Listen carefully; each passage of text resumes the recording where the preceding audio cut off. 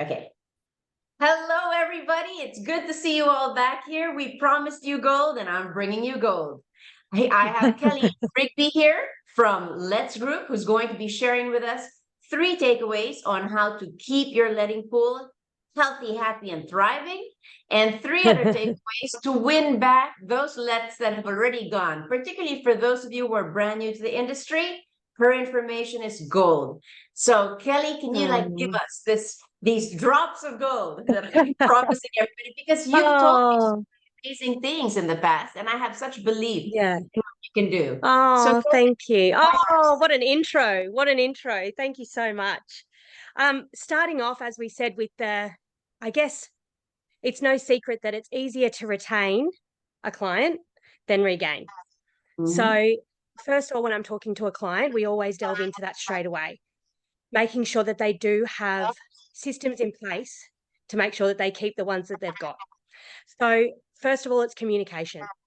I talk to them about, I call it the good, the bad, and the ugly. If something where I see breakdown in relationships when it comes to investors is that it's when something's gone wrong and the manager puts their head a little bit in the sand and thinks, oh, just write them a quick email, and I'll just tell them that this has gone wrong, especially if it's their fault. If it's something that they've just done wrong, we're all human. We all make human errors. These things happen. The first thing I say is make sure you pick up the phone. Let them hear your tone. You can't read tone. Let them hear, the problem, but make sure when you ring them, you've got the solution. And then email. Email is always my last resort when it comes to things like that, because it means that you've communicated with them, you've heard their reaction, you know how they're feeling, they know how you're feeling, and everyone's moving forward. So that would be my first tip. If anything ever goes wrong, it's always communication by phone first, and then move forward with email. And always come through with the solution as well. So if there's a problem, follow through with a solution. Secondly, is building relationships, building strong relationships with those investors, and making sure that, you're more on a personal level. So, if they've got kids or a dog or anything that's going on in their life, having that personal connection when a bigger agency or an external agency comes along, it's harder for them to say, okay, because they like you. That's People true. want to stay with people that they like. The third and final that's so important is, we call it like tooting your own horn. A lot of people aren't educated in manager rights. I know people buy in to management, like units and townhouses, and they still have no idea about how manager rights work. So, and what exactly an on-site manager does. So you have to be able to showcase what you do. So when the external agent rings, they think, well, you can't service me half what my current on-site manager can, because these are all the things that they do on a daily basis. You can't even compete there. So that's probably my third, but very important, when it Mm. comes to keeping your letting pool happy. That's fantastic, Kelley. Okay, so amazing communication. Yes, absolutely. Phone first. Relationships. It's true. When somebody likes you, it's hard to say, well, I'll take that 1 week free or that 1 month Yeah, free over, a relationship that you've had. yeah, And yeah. definitely tooting your own horn, because if a tree falls in a forest and nobody's there to hear it, so do most of your work during times Yes, when the cars are going in that's and the cars that's are so going good. out. I'm gonna use that one. That's good. It's so true though, and managers, I find, they're very humble. They Yes. don't like to talk about how good they are, and it's like, you got to talk about it, because they are, the benefits that they bring outweigh, I guess, any agent, and that's the advantage. So, yeah. There actually is a Deloitte study out there that says that the Yes. on-site manager is by far the best person to manage your rental unit. So if you can spread that Yep. information, okay, I promised them more than this. I said that you would also give us Yes. tips on how to win Ah, back those units that were yes. stolen by the barbarians. Yes. So, obviously, this is where we specialize in, and we've been doing this for 4 years, and I guess one of the main things is consistency. Consistent. When, I don't ever say if, when that external property manager does something wrong, slips up, does the wrong thing, changes over. Let's be honest. Property managers change every 6 months, so when that happens, you want to be the first person that they call. So Yes. consistency, always talking about what you do, and educating them. That's probably so consistency in marketing. My second is educating. Do you know how many times I make a phone call and I say, hey, Mr. Investor, what are you doing with Joe Blow down the road? Why aren't you with the on-site? And they'll go, oh, I thought they were the gardener. What? They've got their What? full real estate license. Like, what? What do you mean? So it's, consistency in marketing, but then in that marketing and in your communication with those external investors, it's educating them about who you are and what you do and the power of what you do and what you can bring them, to their investment. The fact that you walk past their investment 3 times a day, not on a Yes. scheduled inspection, every 3 months. And again, it's third and always is building that relationship with them. You might not get them for the first, it can take us up to 6 to 12 months to get an investor because it's just building that relationship, getting them to know you, and building up on that. So always, I go back to a football, and I don't know why I do, because I don't even watch football, but I think to myself, if I was watching a football game or my team was playing that evening and I got a text message from my on-site manager and they were like, hey, good luck tonight. Hope hope your team wins. Come on. Wouldn't you Yeah. be like, that is unbelievable that they remembered that I was a Right. fan, and Exactly. It's it's that little, relationship. it's Yeah.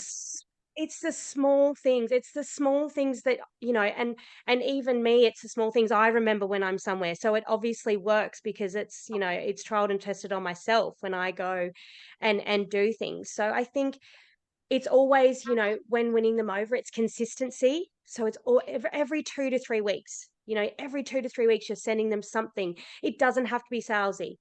Educate in those marketing, educate them, talk about management rights, talk about AGMs. You have to be that person's go-to for everything. So they know that you're onto it. And then obviously, building those strong relationships and getting to know them on a personal level as well. Mm. Yeah. And you're probably going to tell me tooting your own horn again, because if Of I get a course, yes. if Yes, I of newsletter course.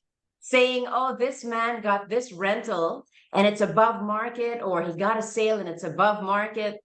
So there you go. So Oh, consistency okay. is your first key here. Consistency. Yep. Okay. Yep. And one more time, the relationship. Yes. And then education on management rights, because you have to assume, because you and I talk like it's our second language because we love it, we know it, We're in that's it. but we have to think, yeah, like we live and breathe it, it's in our veins. But you, like, these people that buy in may have bought through an agency that really has no knowledge on management rights. So really they've bought into something that they really have no idea about. Mm. So you have to kind of think of them as I guess, a clean slate, and you're educating them as well about who you are and things like that. Because you can't expect the agent to be telling them how good you are, because I tell you, unless they're a friendly one, they won't do it. So, That's so so true. so that's, yeah. So it's really that, and then tooting your own horn in that marketing. Consistency. It's always throwing in there a little story. I've got one in Robina on the Gold Coast, and it happened years ago, but, there was a fire. It was an external agent. The manager was there on a Sunday afternoon and got it all sorted, and the agent didn't show up, I think, until Tuesday afternoon or something. Well, she spruiked that story and ended up winning some back, because it's a real That's life. fantastic. Yeah, That's it's a a real win. life experience. Yeah. So, Good one. so Well, we're it's, not yeah, hoping for tooting your own horn. fires. We're not hoping for Yeah. fires. But any win that you do have, yeah, definitely put that out there. The Yeah, yeah, advantages anything at of the all. on-site manager. Okay, now before I let everybody know exactly what you can bring in, I want to also share a little story, because I get into parties, as you know, all the time with all Yes, the other on-site managers, yes. being asked if anybody has like a caretaking only, no real estate business that they can buy. And right now I'm actually out there spruiking a complex of three units or three Yep. complexes in one go. So if Yep. anybody's out there, and we're talking Broad Beach and Southport, so 2 in Broad Yep. Beach, 1 in Southport. The details are below, and it'll bring Nice. in like a caretaking salary in total of about 227. So guys, you ask me all the time. Now I have it. Look at the link, look at the information below this, and hopefully it's something Nice. that will suit entering your portfolio. But we're Mm. not going to end yet. I know a lot of you are like, you know what, it's just too hard. I don't want to have to win back more listings into my letting pool. Does Kelley have a solution? Well, we do. so, so obviously this is my core business. It's where my passion is. I I love I love winning. I love winning with a manager. I feel like when we come in, when we work with a client, although we're a contractor, we're really a part of the team. So we come in and we put together a 6-month marketing plan. We actually have a 12-month marketing plan, but we start with the 6 and then we reassess at the 6 and then most clients continue on for the extra 6 months. So we and this has been going for nearly 4 years. So we've trialed and tested. And believe me, there's been some things that haven't worked and we've scrapped it. And there's been some things that have It's been great. fantastic and That, we've doubled it. yeah, because that amount of time gives you the capacity to do the consistency. Yeah. Yes, that's it. So we in our marketing plan, we're talking to the external investors every 2 to 3 weeks. So that's either through an EDM. An EDM is an email. It's just a fancy way of saying email. Text message. I do video marketing, so I jump on because I can get very enthusiastic about management rights. So it looks good. And then I also do the phone calls. Like So me exploding personally, I enthusiasm. do. Yeah, I do the phone calls myself, just because obviously I think the main thing that I can bring is I do have such a passion for the Passion for the industry. So industry. it's just, yeah, And it it, just kind of comes through. it So yeah, really shows. I yeah. know So a story about a complex that you helped out with a new manager that just came in. yeah, yeah. New managers are, it's a different marketing technique that we come in with. Like we've got many different marketing tools and we kind of get to know the building. Every building's got a different personality. If you're in you know what I mean. You know Yes. what I'm saying. So we kind of learn that.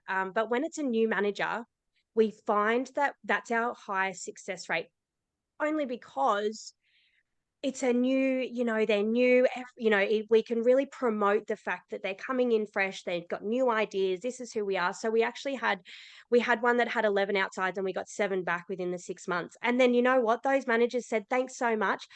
We've seen what you've done. We're going to try now." And I love that. I'm like, fantastic. Go and, continue on and get the rest. So, About it, that's jump yeah. starting it. Look at me, Yeah, the old that's fashioned all it jump start. was.